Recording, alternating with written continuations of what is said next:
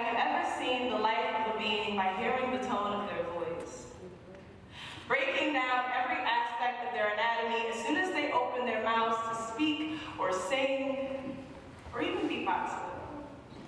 I have this friend who mimics the noises of streets through his lips and reconstructs them into a beat that just might blow your mind. He's a producer. But he doesn't need a sample of sound to create brilliance and understanding. The composer of avalanches and bubbling brooks, recording the babble of Baltimore and remolding it into something we can move to instead of shake our heads in disgust. He intertwines bird chirps with the hum of small insects to mirror the symphony of spring, a genius who is misunderstood to the maximum. No one seemed to understand that beauty can be recognized within a tune just as much as an outer appearance.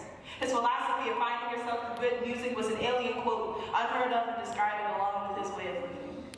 In the front of the class, he and his thoughts were punished by the sounds of chalk screeching scribbles of nothing, imprisoning him within unruly myths, but when I spoke, he had this gleam in his eyes, explaining that his mind and spirit grow restless after hearing extraordinary poetic voices.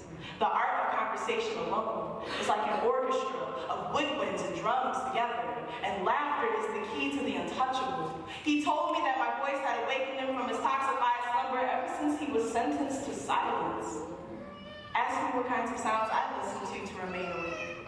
But once realizing how long he had been sleeping, I could see fear simply radiate about him. Music had changed from instruments to technological gimmicks. Foreign chants that disconnected us from ourselves. He started to cry. Tears swept the floor in rhythmic drips, painting his face with treble clefs and half notes. What stood before me was half of a man because 50% of him was composed of abandoned jazz records.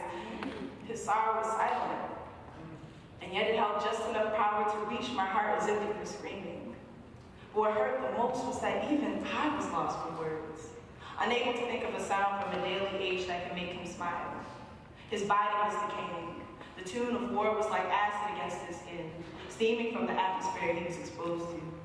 Before dying, he took my hand and told me to keep the rhythm beneath the earth alive through poetry, sensing that spoken word is the music I listen to keep my eyes wide. His breath became short, like the brief batting of butterfly wings, and he became one with the ground to remain unheard of. Thank you.